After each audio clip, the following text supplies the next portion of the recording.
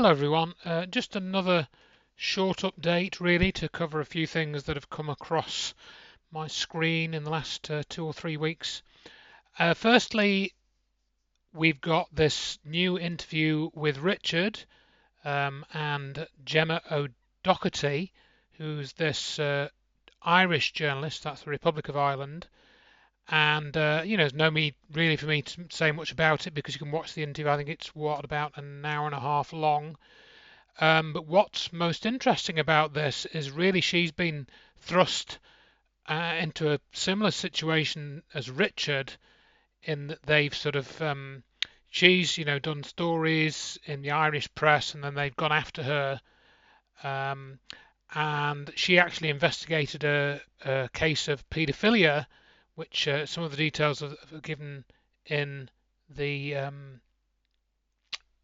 interview here, and there are some striking parallels with the Madeleine McCann case, and also the way that they've tried to introduce a law to stop people like Gemma O'Doherty, in in writing stories. They're doing the same thing in Ireland, so it's the same sort of template that's going on in Ireland, and yet of course Ireland is totally independent from Britain, really, or it should be. So this kind of illustrates that there is some sort of group which has the same agenda. It's rolling it out in different countries, and they're trying to shut people up, censor people, and the censorship is focused around certain issues. And Gemma, for example, speaks out with regard to UK columns, speaks out against them and how they've not really supported her, not really supported Richard, and so on. But I'll leave you to go and listen to that interview. It's very worthwhile listening to. Richard's in good form, and some other interesting points come up. And Gemma O'Doherty is a very strong woman, very forthright, and very resolute in what she's doing. And she has a lot of support as well, some of which you'll see in the video. So it's great to see her doing what she's doing. And I'll obviously put all the links in the description and so forth. You might have to, you might not be able to click the links because I've currently got some community strike against me on YouTube, so you might have to go to the Odyssey channel, subscribe to that if you haven't already, because YouTube is its a law unto itself, of course. So also in relation to Richard's case, there is this posting on Ian Davis's Substack. I might have to refresh this. It looks like it's maybe I have to go to no thanks. Yes, I do. It's just timed out this thing. And this was sent to me by somebody on Facebook. Sorry, I forget, Paul, I think his name was. Thank you, Paul. And I hadn't seen this, but I read the article. It's a very neutral presentation by Ian Davis, as we've come to expect from him. And sadly, Neil Sanders has essentially now gone all out to declare Richard's Manchester research as, successfully debunked. Apparently that's what he does in this podcast. I haven't listened to the podcast. I did read this very concise analysis by Ian Davis, and that probably would give me enough information to not watch this thing by Neil Sanders and this other fellow I've never heard of, Brent Lee. I've not heard of him before. And apparently they've done an 8-part exploration of Richard D. Hall's book and film, and just not really addressed the key evidence that Richard has, not explained it, of course. So there we are. I'll leave you to study that as well. The article is a good read and may save you a bit of time in studying anything else of Neil Sanders' work. Moving on swiftly on then, another thing which came across my screen a couple of weeks ago was this video from the Y-Files. Now this Y-Files channel has become very, very popular. I quite like some of these videos by, I think the chap's called AJ, and he has this character called Hecklefish, and it's quite, the way he does these videos is quite entertaining. He's got quite a good balance, and I think it does include a few links sometimes. Yeah, he's got some links here and stuff. So pretty good. what is good in this video is he covers much of the ground that I covered 10 years, 12, 13, 14 years ago when I did my Infinite Energy but Not for the Masses presentation. He covers some similar things, some things I didn't cover, some exactly similar stories with, free energy inventors coming out with some modification for a combustion engine, increasing the efficiency, and it gets featured on the news, and then, some wealthy businessman says, "Oh, I'll fund this for you," and then, the lawyers get involved, and then the guy's, car crashes or his house burns down or something. AJ's got 2 or 3 similar stories in this, and he also features a familiar face to me, who is Charles Brown, who became one of the Disclosure Project witnesses. And there's a short clip of this interview from about 23 years ago, or even longer. I think Charles Brown, Lieutenant Charles Brown, is no longer with us. Now, I'd forgotten that Charles Brown also invented a sort of free energy device. It was something to go on a combustion engine, a petrol engine, etc., which would allow it to clean the fumes and generate oxygen. And he describes this in this interview as a thunderstorm in a bottle. I think you'll hear him use those words in this clip that AJ includes in the Wi-Files video. And I've got the original interview, or it's actually not the original interview. This is a slightly edited version that somebody's put together with some depth of field added. This isn't the original one. This original one was on the Serious Disclosure website, one of Greer's channels, YouTube channels.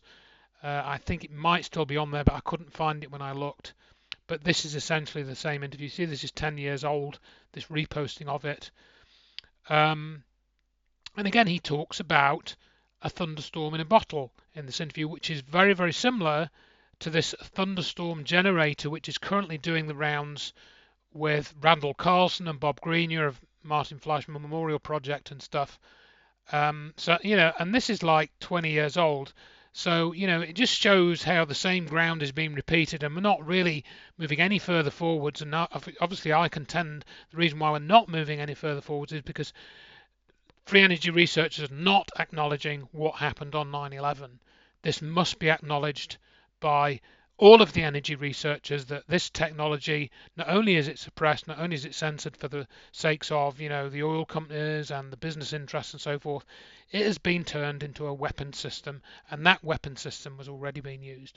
And, there are probably many other elements to this that we don't know, that the Black World has still managed to keep secret in more comprehensive ways, such as I've said before, the secret space program.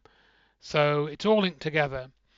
Now, while we're on the subject of sort of UFOs, or getting towards that, and secret black programs dealing with such issues and technologies, I was reminded of this. Somebody wrote to me and asked me a question about something on the website, and they mentioned in there, one of their responses, Foo Fighters.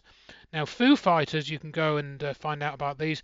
I don't particularly recommend this Simon Holland video, but it was one that I came across which I think has some useful information in it. I think this Simon Holland is probably, an intelligence asset.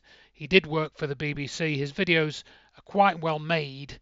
He's slightly annoying, but some of the videos do have some good information in them. I've linked to them before over the last few years.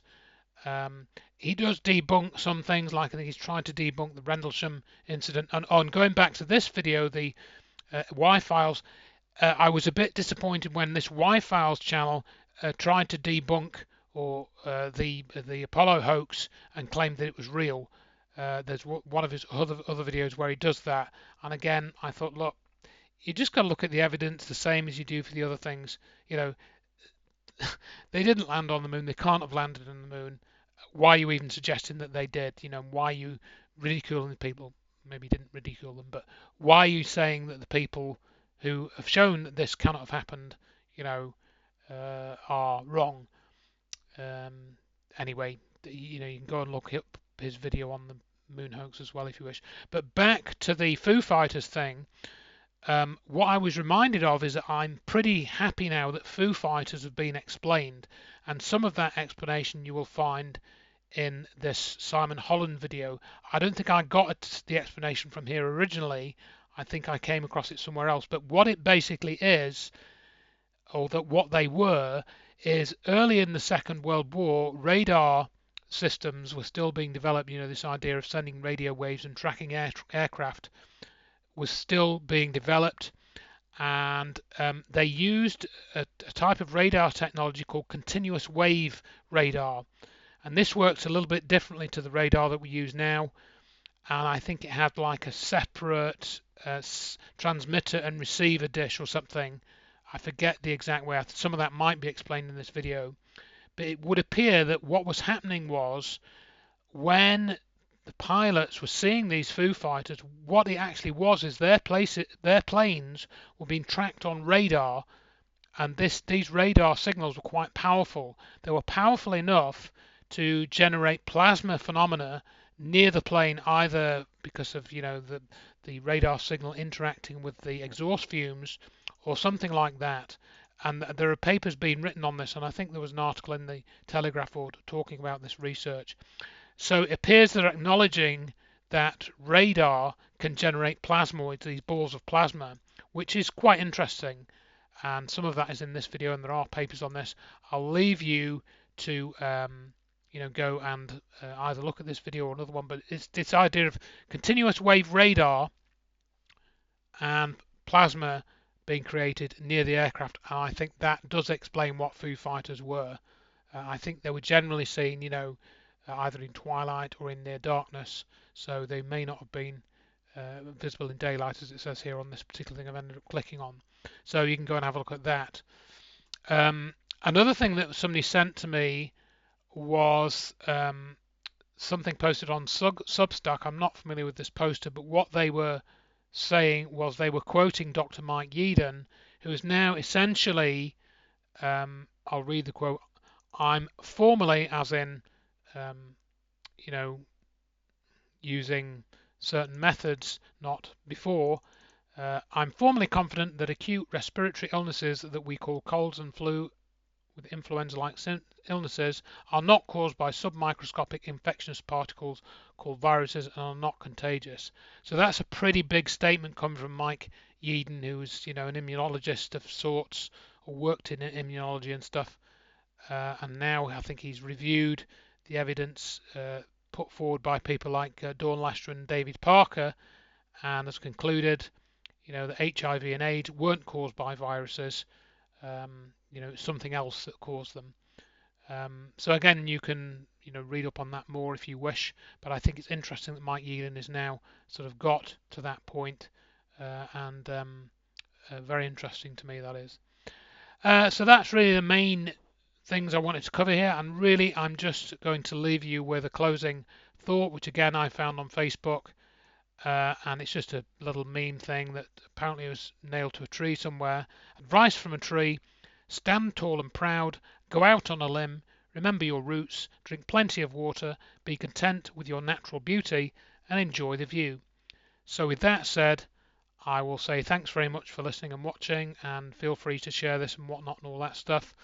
And I wish you well, and let's hope things move forward in a positive way for us all, and do take care. Thanks for listening, and thanks for your support.